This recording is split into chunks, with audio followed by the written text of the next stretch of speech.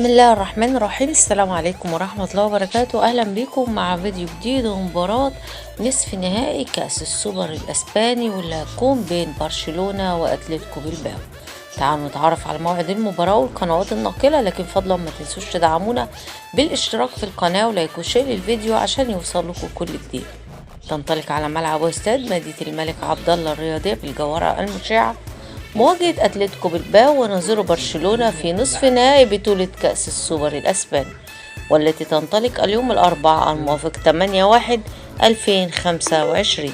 هيتم بث صافرة بداية المباراة في تمام الساعة 9 مساء بتوقيت القاهرة، وهيتم نقل المباراة عبر قناة MBC 2 المصرية و SSC نيوز HD بتعليق أحمد النفيسة وشاهد VIP بتعليق فهد العتيبي.